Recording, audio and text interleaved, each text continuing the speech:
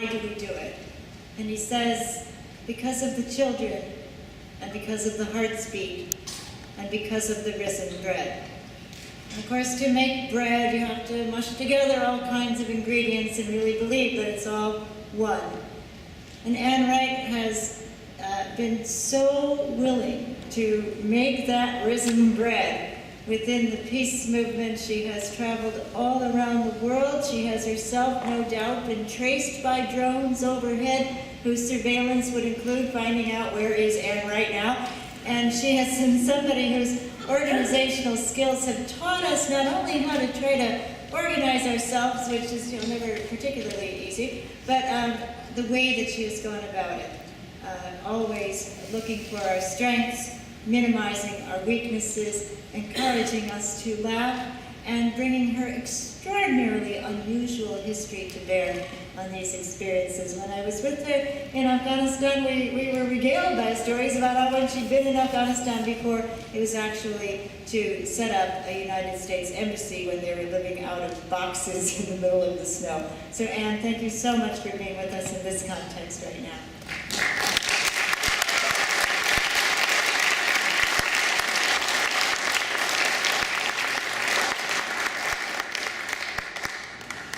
Well, thank you very much, Kathy. It's always a pleasure to be here with all of these, gosh, what would you call them, militants?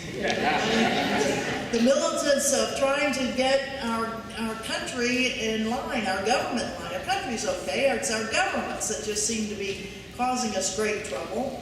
I was here in February and spoke at a church close by here, and we were talking about drones. And I am so proud of all of you all in the Kansas City area who took that talk and ran with it. I mean, we had breakfast the day after, I think, I had the talk, and we talked about all of the places that you are protesting around this area, from Fort Leavenworth, Kansas, for Bradley Manning, to right here in Kansas City for the nuclear plant. And then how about Whiteman Air Force Base? Go after the drones, and that's where we came up with the Trifecta, and then the Trifecta Resista. And my goodness gracious, you all really, really have been remarkable. This was. And how about everybody that was a part of going out to Whiteman Air Base in March? Was it March or April? May. When was it? It was so far away. Everybody that was there, stand up. Stand up. Yeah.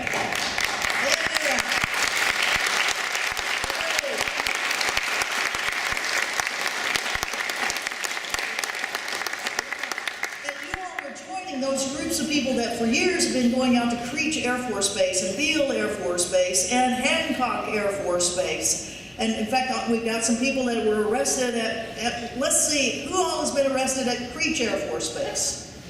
Stand up. Yeah.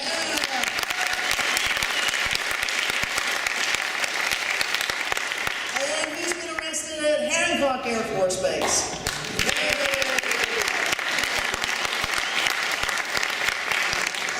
And Beale Air Force Base. That's California. I'd be a little surprised if anybody was here for that one. And then now we have 3 people that were arrested here at Whiteman Air Force Base. And I want to add my word of thanks, and thanks for your bravery, your courage for taking those steps. I mean, who would have thought you'd just get arrested for just walking? Walking, 1, 2, 3, 4. I have a piece of paper. It has words on it. I don't have a drone. I don't have a weapon. I'm not going to shoot anybody. I just have a paper filled with very important words on it. And there you get arrested. And right now we have Mark, who's been in jail for how long? He pleaded guilty at the first hearing. He's been in jail already for 2 months. 2 months for carrying a piece of paper, stepping across into a federal land with, oh goodness, federal. That means the people own it. Walking onto the land that we own, and yet he's in jail. Well, I'm kind of a strange person to be talking about this. Many of you may not know my background. I was in the U.S. military for 29 years. I retired as a colonel, I was a U.S. State Department diplomat for 16 years and served in Nicaragua, Grenada, Somalia, Uzbekistan, Kyrgyzstan, Sierra Leone, Micronesia. I helped to reopen the U.S. Embassy in Kabul, Afghanistan in 2001, and then was in Mongolia as the deputy ambassador in Mongolia when I resigned in 2003 in opposition to the war in Iraq. So I know a bit about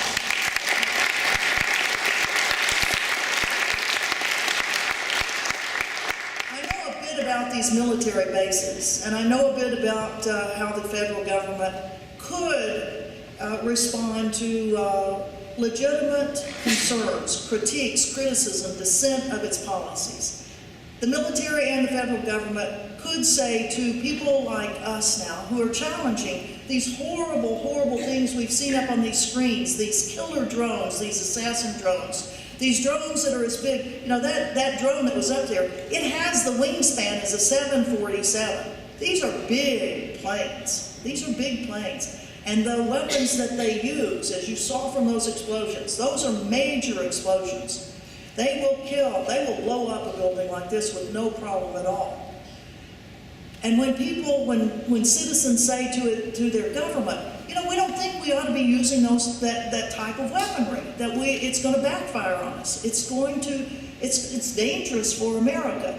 You would think that the military, the federal government would say, okay, you've got some complaints, we will redress your complaints, we will receive your complaint, thank you very much, we'll evaluate it, but we won't arrest you for coming onto our base. I mean, they knew we were coming, they knew exactly what we were doing. It is the militarization of our whole society. It is that every response that our government now gives to people, citizens, on complaints that they have are in ways that are so rough, so brutal, so, well, I wouldn't say un-American, because I think America is a rough and brutal country. I mean, Ramsey Clark, I mean, if you think back what Ramsey was talking about just a few minutes ago, I mean, he's just come back from Hanoi. 40 years he was there in 1972 as America was bombing a country that had not done anything to the United States. I mean, we were using the rhetoric, the propaganda of it. It's the domino theory. If Vietnam goes, North Vietnam invades South Vietnam, the whole of Southeast Asia, the whole of Asia will suddenly become a communist entity and will threaten the United States of America. Well, it's those threats, those words that our government scares the fire out of us. And now, you know, that for 10 years they've been scaring us that everybody is a terrorist and turn them in. When you see something, say something. When you see anything happening that's the slightest bit suspicious, you know, turn people in. We have people that are informants now for the FBI. We have people that are groups of people that are being suckered in by informants, by, what do you call them, the entrappers, the people that, oh, come on over, talk to me about this or that and the other thing, and then all of a sudden you are standing with a person who has brought in a bomb, has brought in something that, actually they never bring in real bombs, they bring in something, a simulated thing, and then you get arrested because you're standing right next to that person. These are the types of things that we as citizens have to keep arguing with our government about. The argument about these drones, these horrible, horrible assassin drones that are not selective, as much as our government likes to say, we know exactly who we're going after and we get them and we get no one else. As Bill cited, the statistics are not that at all. And that's why a group of us will be going to Pakistan in September and October. We'll probably have a total of about 50 people. I'll take one group in on the 28th of September, and a second group will come in on the 3rd of October. And we'll be there in solidarity with the families of the victims of U.S. drones. We are there to tell the people of Pakistan that not all Americans agree at all with what our government is doing, and that we apologize to them for the deaths that our government has wreaked upon their communities. It's the least we can do.